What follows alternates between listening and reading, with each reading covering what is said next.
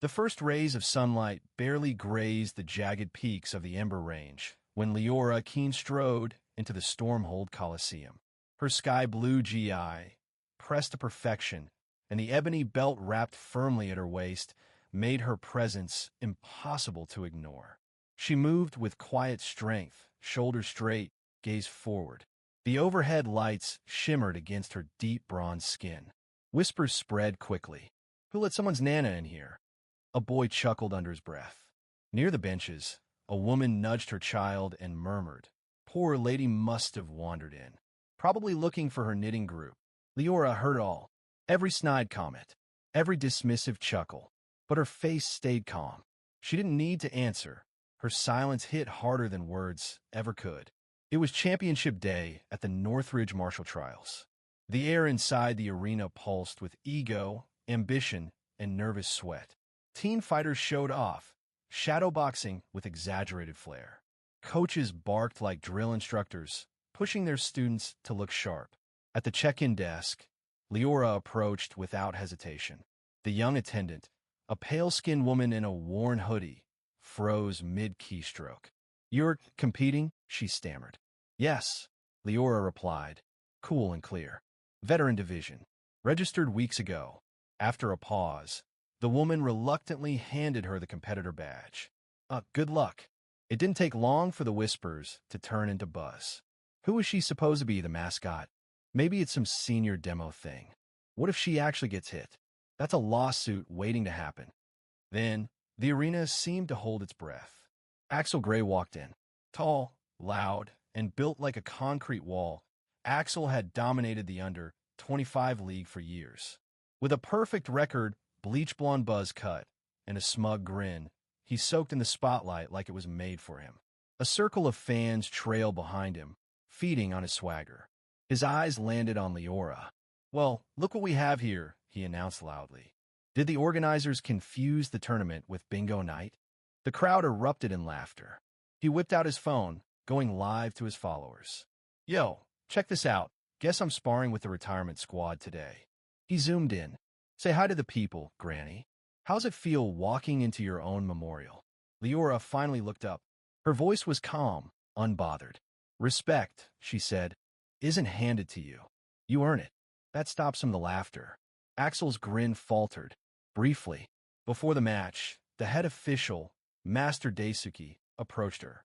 "Leora, we know who you are. You had your time, but now..." He hesitated. Was it her age? Or something else he couldn't name? "We all face limits," she replied, smiling slightly. "What matters is how we meet them." The bracket board updated overhead.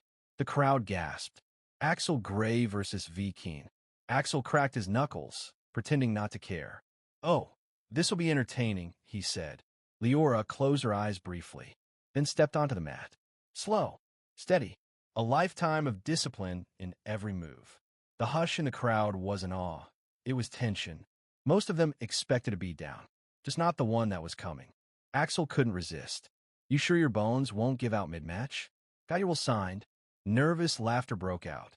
She bowed, deep and respectful. He gave a cartoonish bow in return, grinning like a hyena.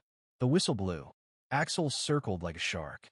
"Come on, show me that senior strength," he taunted. He threw a light jab at her shoulder, barely a move. She didn't blink. "You should be sipping herbal tea, not dragging your dusty belt in here," he sneered. From the crowd, a young voice whispered, "She's not afraid." Axel fired off a spinning kick, sharp and quick. But Leora stepped aside with effortless grace. The attack whiffed. He stumbled forward, off balance. For the first time, Axel didn't look so sure of himself. He tried again, this time more serious, a head-high kick. She blocked it without flinching. A punch? She slipped it. Axel's frustration mounted. "Do something," he barked. "This ain't yoga class." Some in the audience laughed. Others exchanged unsure glances. Leora hadn't hit back, but she hadn't let him touch her either. He came in harder now, more reckless, more angry, but she stayed focused, breathing evenly, eyes reading every movement. "Old woman," he yelled, breath ragged. "You think your past glory means anything now? This is my ring." The referee issued a warning card. unsportsmanlike behavior. Axel barely noticed. Then, something shifted in Leora. She stepped forward. Axel instinctively took half a step back. Martial arts isn't about turf, she said, soft but firm. It's about spirit. And you? You lost yours. Before he could react, her strike landed. Fast, low, precise. His balance broke. He hit the mat hard. The crowd froze. A clear point. Leora returned to her stance like nothing had happened. Axel scrambled to his feet, panicked and disoriented. He charged wildly, but she moved like water, dodging, deflecting, responding with control, not anger. He lunged one final time. Too wide, too desperate. She caught him with a clean hip throw. He hit the floor again. The arena exploded.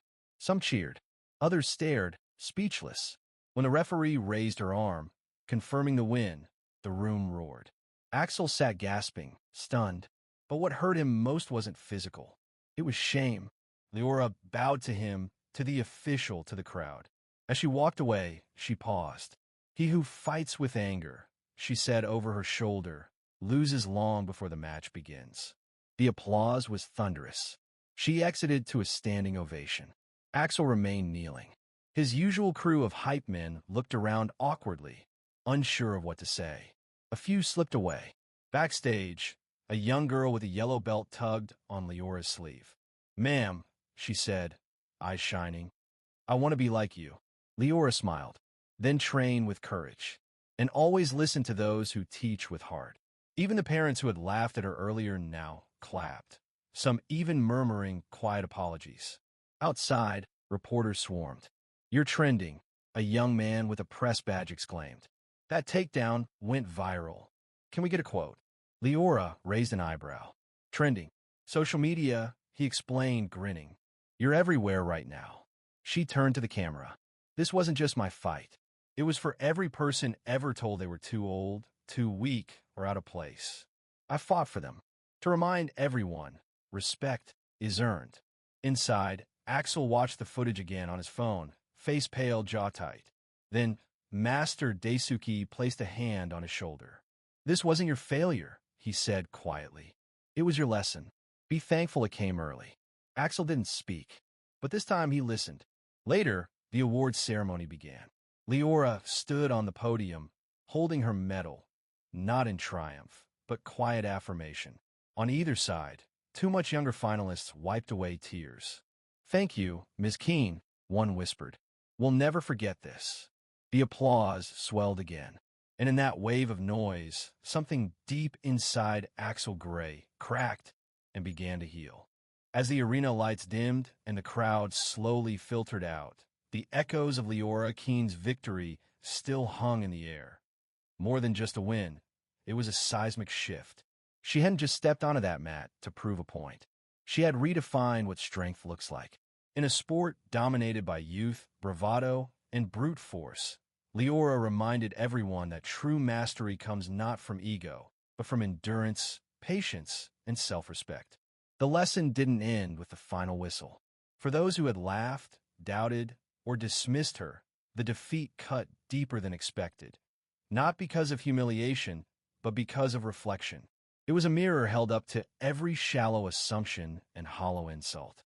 She dismantled stereotypes, not with words, but with movement, clarity, and conviction. Somewhere backstage, Axel sat alone, not licking his wounds, but turning over something heavier, humility. His silence, once filled with arrogance, now made room for growth. And in the stands, young fighters who once aspired only to win now aspired to be better. To train not just their bodies, but their character. Leora didn't stay for the after-parties or the interviews that flooded in. She left quietly, medal tucked away, message delivered. Because her victory wasn't about the medal. It was about every girl who thought she was too small, every elder told she was past her prime, and every fighter still searching for their reason. She gave them one, and she walked off not as a legend, but as a beginning.